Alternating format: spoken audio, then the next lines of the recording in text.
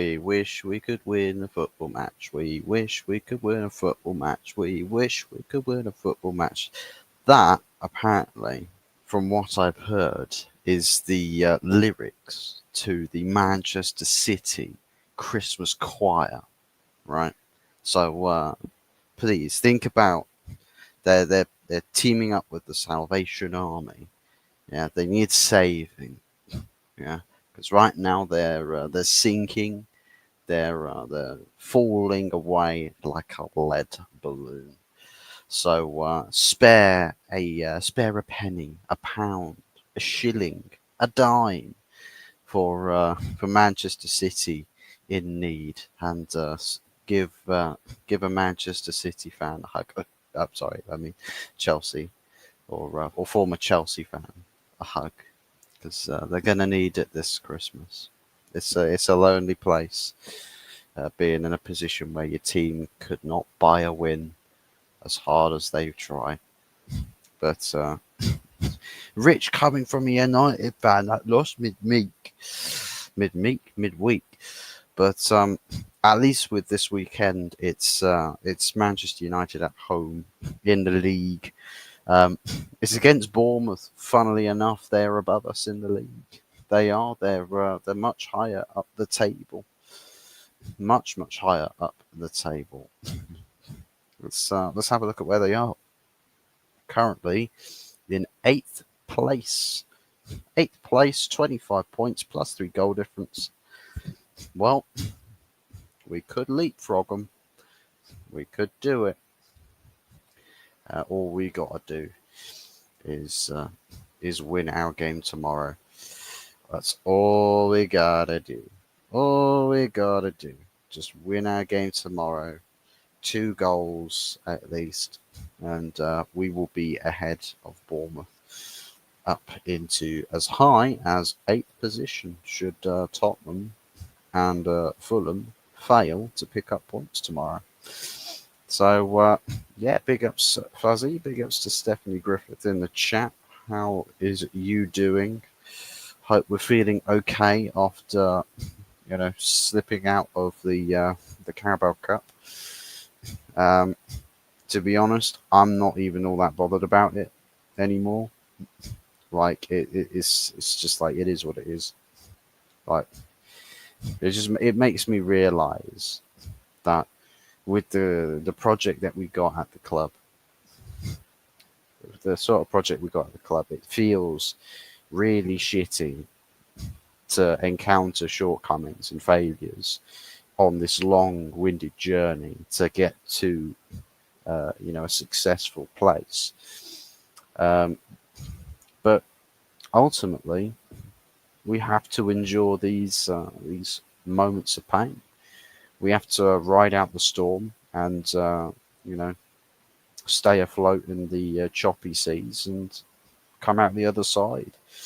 And I think we can do it.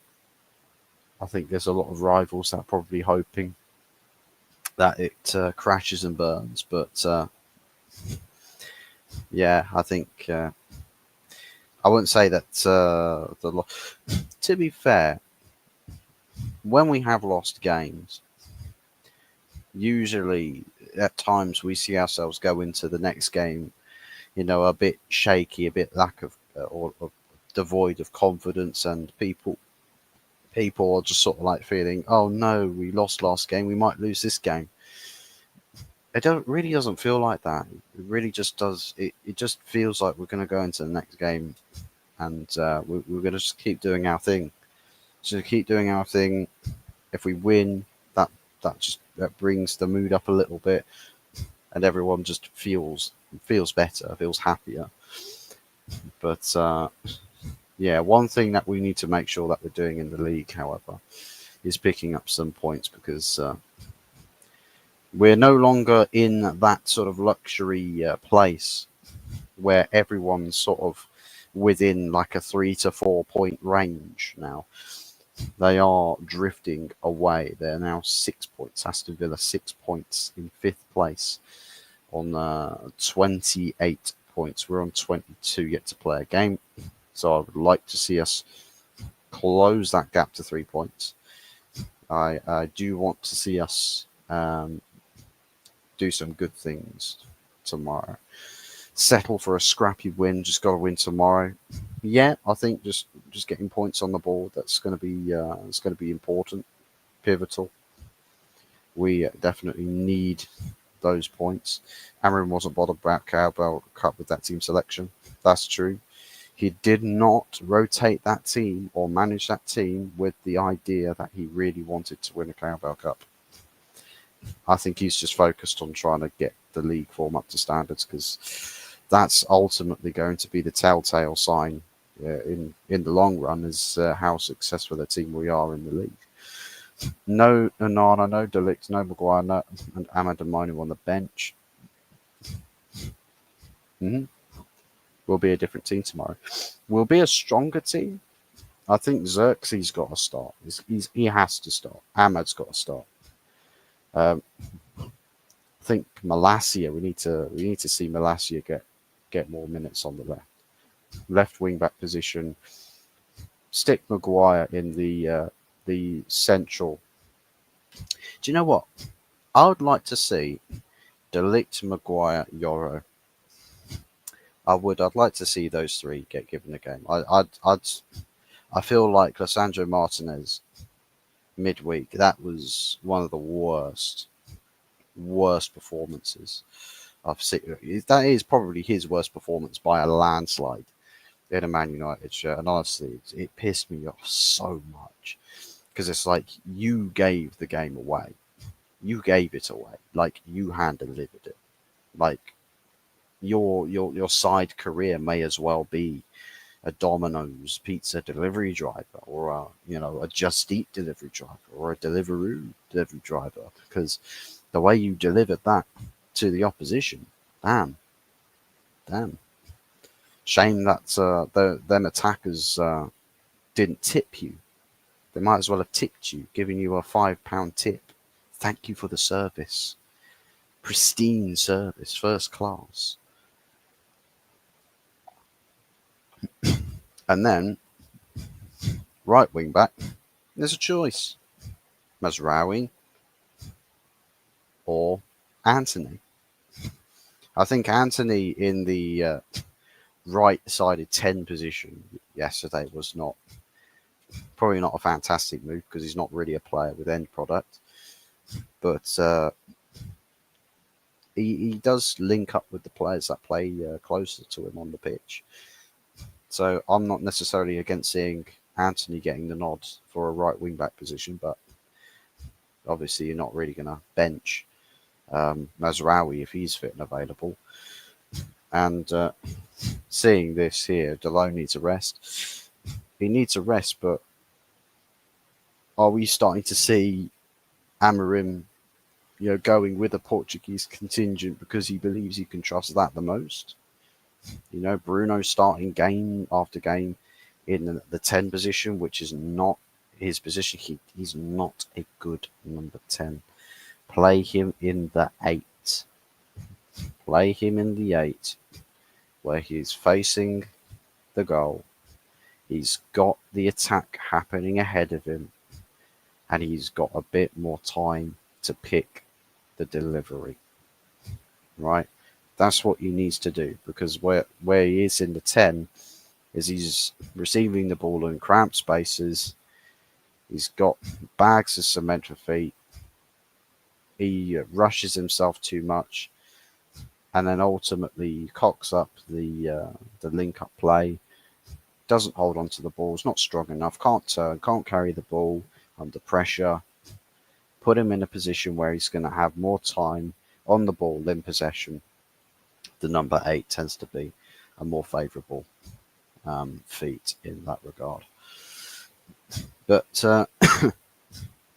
but yeah, to be honest, if we want to play Bruno, and if people are concerned about Bruno not being on the pitch, I mean, personally, I'm not all that bothered about whether Bruno plays or not.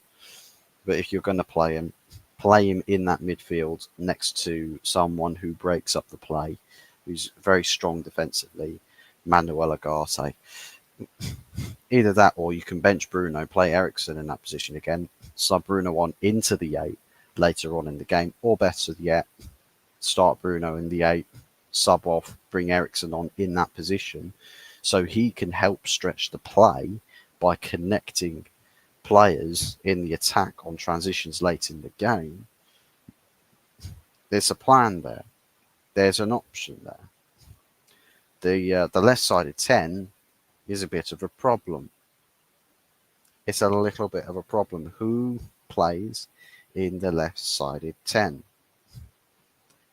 For me, somebody who would make sense to play there, who we're yet to see the manager really sort of giving a nod to, is Kobbie Mainoo.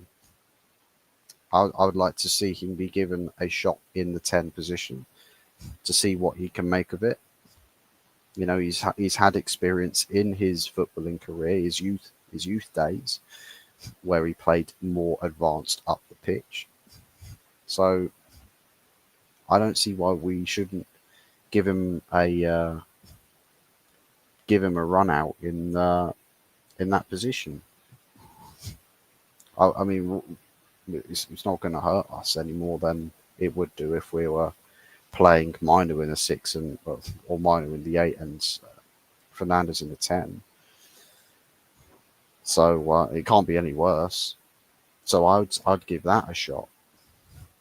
Either give that a shot, or if you're going to play Højlund, play Xerxes in that left-sided 10.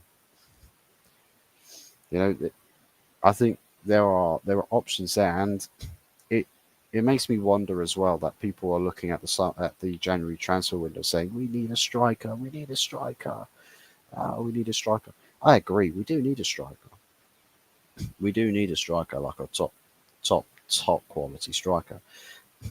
However, the life of a striker gets made a lot easier in the system with competent support players around them, and that's what the striker needs. Is he needs good service, needs good support, needs a bit of a structure, a bit of a network around him, structure, closeness, bring the team, connect the team, and a system up there that protects the ball to allow the team to progress up the pitch and then have the possession close to the opposition's goal. Because what we're seeing a lot of at the moment is players not looking after the ball further up the pitch, lose possession cheaply, the ball comes back at you. And then what you end up doing is having to play transition. Game doesn't really settle down. You're playing with fire and you're testing your luck to ensure you don't concede a goal. A very cheap, shabby goal. You need to calm things down. Contain the game, control it, dictate the pace of it. And I think in possession we do need to speed up the pace of moving the ball around the pitch a bit. Bruno needs to start hitting the target with his shooting. I think. Do you know what? I think as far as the shooting goes, in that 10, he, like I say, he just rushes himself so much. And I think if you could make him that late runner who's coming on to the end of that extra man, right, peeling off into the defense's blind spot, picks up the ball, and we know he can shoot from distance. We know that he's capable of it, but I think just being the extra runner and then shooting with that opportunity where he's watching it for the whole way, that sort of loose pass that comes off the just outside the line of the 18-yard box, and then Bruno's there to pick it up and place the shot. I think that there's something to be said about that. But in the 10, nah, not it for me. Great shout about Mainoo in the 10. Him and Ahmad are our real ballers. They are.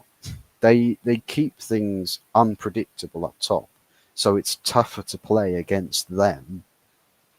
And better yet, because they are good carriers of the ball, that buys time for the team to come closer to them in attacking scenarios. So possession's harder to lose than it would be if you had somebody playing the ball first time within the blink of an eye and out of nowhere, long pass, tries to play the blind pass. Oh, I'm just going to play it around the corner, outside of my foot pass that Bruno sometimes does, or that little flair thing that he tries to do to impress the cameramen, and it just fails horrendously because it goes straight to the opposition player. None of that. None of none of that nonsense. Just straightforward, solid number 10 work. That's what we need. They will feed Rasmus and Xerxes and or Xerxes. Yeah, and you know what? I think with Rasmus, it's like Rasmus. You need him to be a lot more mobile. I think Rasmus is the mobile striker, right? Xerxes the target man. Xerxes plays deeper. So if you are Ahmad or Kobe Mainu, that's heavy possession. But like that's really heavy possession up top. Whereas with Rasmus, you've got players who can play more patiently to pick the pass to play Rasmus in. Mainu's capable of that. Ahmad probably be capable of that. Ahmad, of course, will need his right wing back to provide the support. Same thing on the left hand side.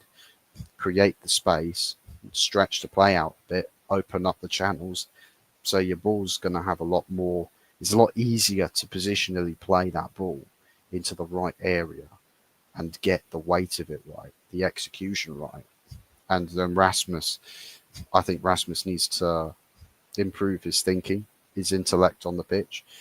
He needs to start learning from other strikers in the past down in the history books. How did they move off the ball? What were they doing in that front line that played them into goal scoring advantageous positions all the time? If you are not getting the space to run into the channels, what do you do instead of that, right? Because Rasmus Højlund, what he doesn't do is offer the team anything else outside of running, being mobile, and that's when he is mobile. Outside of that, there's nothing. There's nothing to give to the build-up aspect of our attack. So we need to see a lot of improvements from Rasmus Højlund, and I think with Xerxes' case, I would give him a run of games. I really would give him a run of games just to build into it, get the confidence levels up, find a rhythm, and I think with that, familiarity. I know that Amorim will want to rotate and keep players fresh, avoid the injuries, don't get into any crises like that. So, yeah, I think Casemiro gets game time tomorrow with Garte alongside him. Probably. I mean, Casemiro hasn't necessarily played for a few games, so I can imagine that he'll be very much involved, whether that's starting or being subbed on from the bench. Onana, Yoro, De Ligt, Licha, Mazraoui, Casemiro, Garte, Malacia, Ahmad, Mainu, Xerxes. Yeah. Can't lie, I would take Licha out of that team. I would. I'll take Licha out of that team, but aside from that, I can't have any complaints about that team. I think everyone else there is very much a justified starter. Very much a justified starter. I think the Casemiro Agate partnership as well is really good, in the sense that both know how to be very present defensively. Casemiro knows, how to pick the pass. He knows, like he's got good. He's one of the higher intelligence or higher intellect players in the team. I think Agate is just a bulldog. He just runs everywhere, right? Just non-stop. But Casemiro is. I think of it like this: Casemiro is the brains, Agate is the brawn. Something like that sort of partnership. It like is there's a balance there. It does complement each other. Time. Yeah, Maguire saved for tomorrow as didn't play versus Spurs. Yeah, and I think because of the praise from Amorim as well, um, I think after the City game, um, works very comfortably in the centre of a back three system. So we know that there's a lot of praise there, and I think in an important game where you want things to be settled, you want things to be calm, Harry Maguire perhaps gives that settling factor. He's comfortable between two other centre backs with pace. He doesn't feel the pressure. And in turn, everyone else can trust a very comfortable Maguire. Because Maguire looks for a lot of looks for a lot of passes. He does, and to be fair, I think he's analysing the game a bit more outside of possession. Like, where he knows he's not got any pace, just positioning himself, putting himself into situations where it's like he's not going to get caught out with it.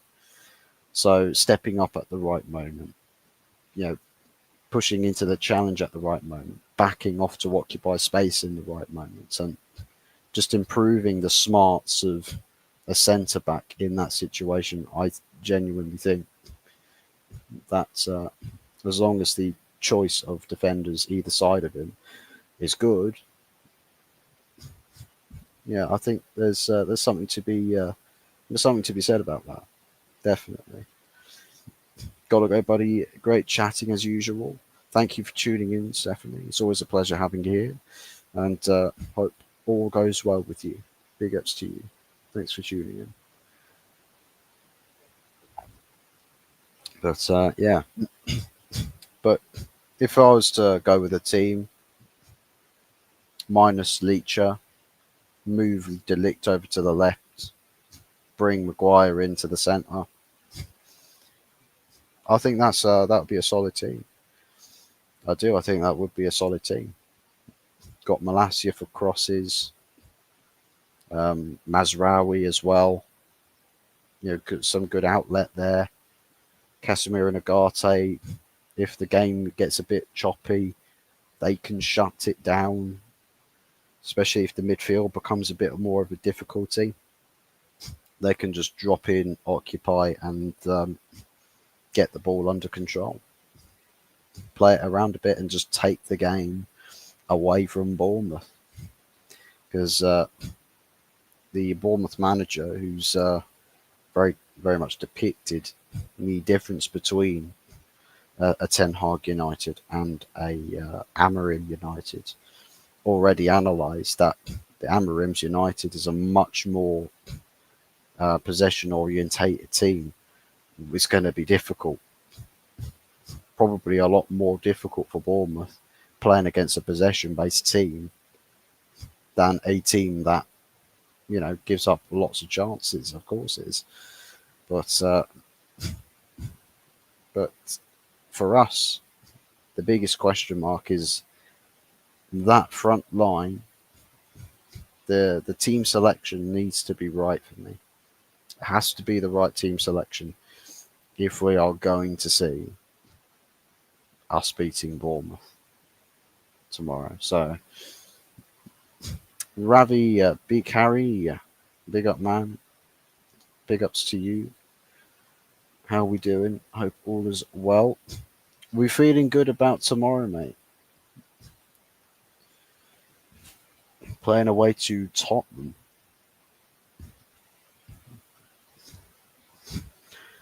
Question, thoughts on how you can control games? Well, you know what? It's funny because we do actually register very good possession. But the problem that we have is that in the attacking areas of the pitch, in the final thirds, we don't look after the ball. So we do a lot of work with, working possession, getting into into good areas, positive areas. We don't seemingly create many chances. We don't create many chances because when you sort of get to the final third, usually you're one pass away from the chance coming to life, but we don't connect to the last pass. We either play it badly, we make the wrong choice, we lose the ball off of man-to-man pressing. It's just not very well looked after. So for me, in terms of controlling games, we already do the 2/3 of the pitch. Controlling 2/3 of the pitch is good. Is very good because we've gone pretty much to everybody, or like three massive teams away from home, and generally had better possession stats than them. And that's Man United playing away from home. We've not done that for several years. We've not gone away to another team and played heavy possession football. We've not really done that. So the first 2/3 of the pitch, I don't think are an issue for us at all. It's the final third. Possession in the final third is absolutely atrocious, and that comes as part and parcel to the individuals. Garnacho doesn't look after the ball. Rashford doesn't. I mean, Ahmad does. He does. He keeps things a bit more simple. Anthony does. To be fair to him, he has no end product, absolutely none. But he'll play a simple thing, like he'll do a simple play, and just play keep ball. So there's that. Bruno doesn't play possession at all. He's absolutely wasteful of anything in that 10 position. Um, I would like to see Mainu. I'd like to see Mainu play up there, see what he can offer the team in that 10 position. So, mm. But generally, like, give us 3 signings for the first team, and immediately we'll see major improvements. And sign me a 10 that plays left side. A 10 that plays left side, you can buy a second 10 for the right hand side if you want. I wouldn't necessarily worry about the number 9s. I wouldn't worry too much about number 9s, not just yet. I would want to see that, and then maybe a decent option for a left wing back. I think the centre backs are fine. Maybe replacing Leacher over time, because I think the system's starting to expose him a little bit. I don't think right wing backs are in much peril. I think for the left hand side, we've only really got Malacia and then an out of position Diogo Dalot, but Diogo Dalot's not really offering us much. First thoughts on Xerxes. Some United fans say he's a bit slow. He's not pacey. Xerxes is not pacey, but in terms of what he can offer the team, he doesn't need to be able to outpace anybody on the pitch. For me, he doesn't. He just needs to be strong physically, ride the challenge, get into good positions, use his stature, use his height, have an aerial threat to him. But his link-up play, what he can do with his outball to the number 10s that can overlap him, or just look after the ball in possession, is important for this team, because where we are going, what we are trying to do, Xerxes' qualities are more complementary to Manchester United at the moment than Erasmus Højlund is currently. So I'm sort of in the camp that I'm more sort of Xerxes starting up top at the moment than Rasmus Højlund. And I know people say he's too slow for the league, but then I can remind people That's Olivier Giroud, who was slow as anything, super, super slow. But he found his impact. He didn't need buckets of pace. He really didn't. But the way in which Arsenal played with Giroud in the team created the right sort of chances, and your slow striker was a dangerous threat on the pitch. Xerxes, with the right team around him, the right support structure up top, is a dangerous slow striker. Very dangerous. And that's what we need to be focusing on trying to do.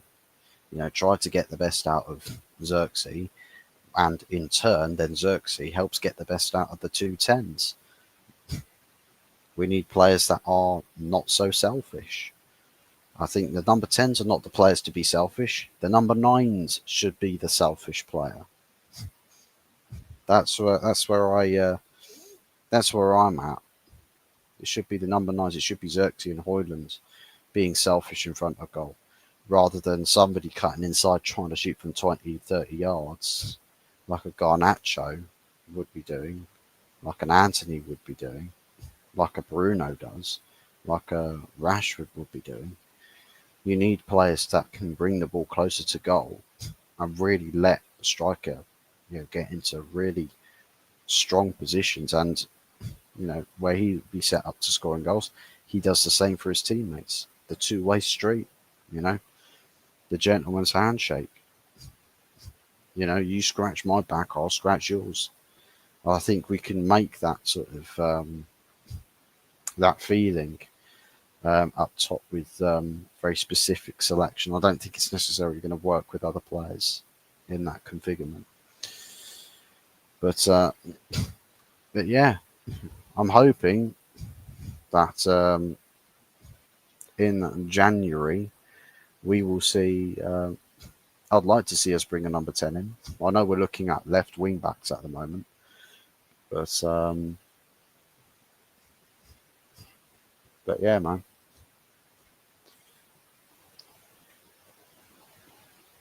Hmm. But anyways, as far as the score prediction goes, I said initially 2-0. I initially predicted 2-0. But to be honest, I really want us to go for a 3.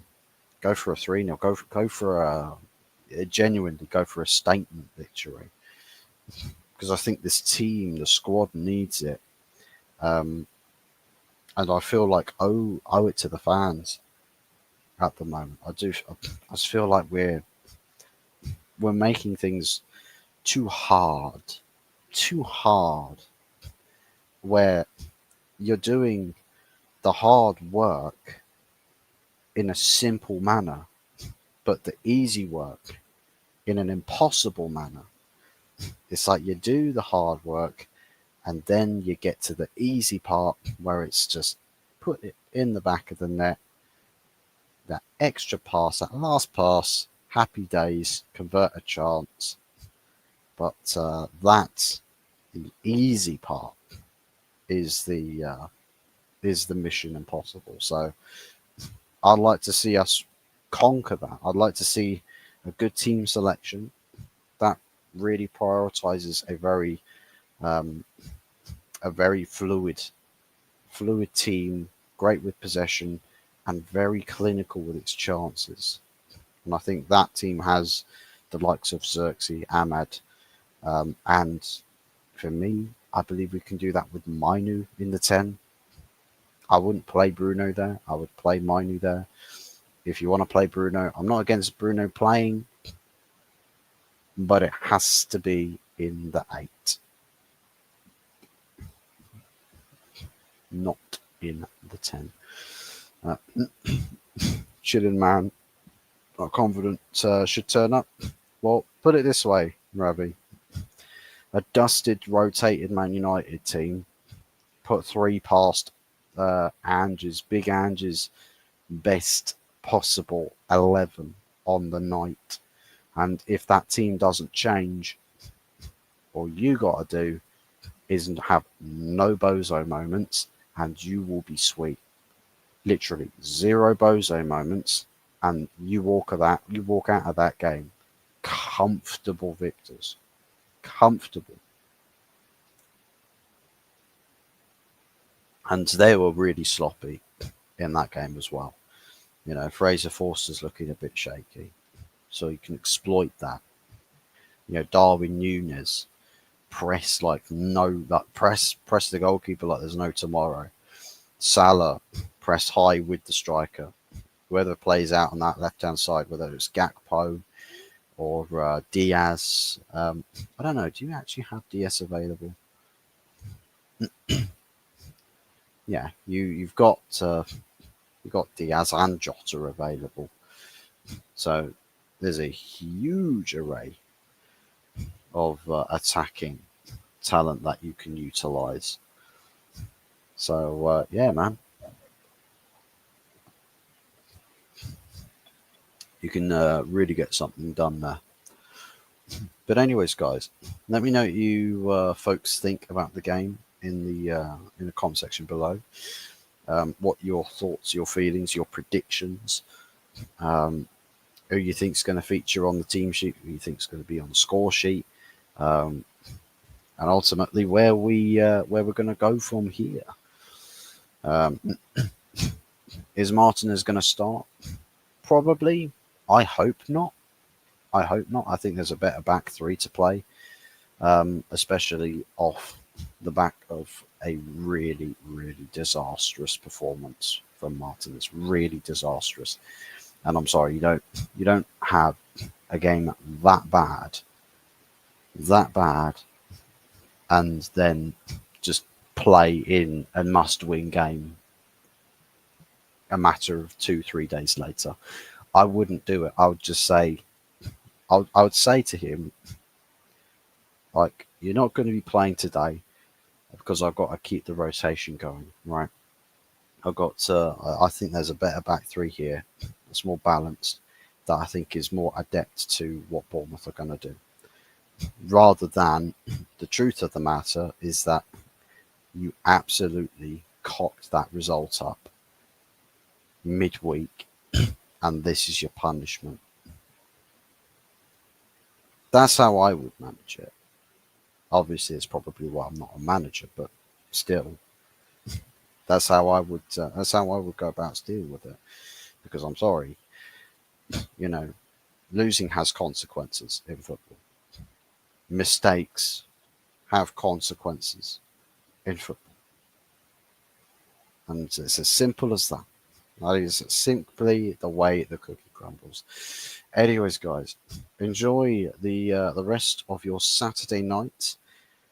We'll be back tomorrow night for the Christmas special of the Sunday night takeaway show, where we'll be waving people off for the Christmas festivities, as of course Christmas Day falls on the Wednesday, which is usually the good, the bad, and the ugly day. So there will be, I would imagine, no midweek show from the Holy Trinity of YouTube, um, or the Dollar Store Holy Trinity, I should say. Um, and a match reaction for Sunday's game. If I've got the time, I'll squeeze it in. But with work and all of that, there's no guarantees. If I can't put out the match reaction or a review of the game on the Sunday, expect it on the Monday. And then a bit of a Christmas Eve preview for the Boxing Day fixture, where we play, I believe it's Wolverhampton Wanderers away from home. So yeah, that would be good. That would be good. Anyways, thanks for watching, guys.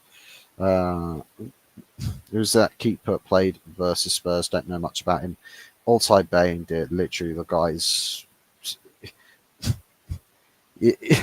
I suppose you could say if that guy's playing, the priority is not the competition. They're not thinking about it. So yeah. basically is the B choice, the second choice goalkeeper, and man, second choice by the looks of it for a very specific reason, or a rather blanket reason, I should say. Getting cherries, big up Sorag and Guna. Um, I suppose you guys are wishing that you could play Crystal Palace every week. Let's be real. Play Crystal Palace every single week, and that way, dead players get revived. You actually look potent in attack, and yeah, you're winding back the clock a couple of years. So yeah, in your case, long may it continue. For everybody else, we hope that your next game you get absolutely derailed. But 'tis the life of a Man United fan. The wishes, the Christmas wishes of a Man United fan. But anyways, take care, guys. Speak to you all again soon. See you tomorrow for the Christmas Sunday night takeaway show. Enjoy your Saturdays, and I'm out skis. Bye.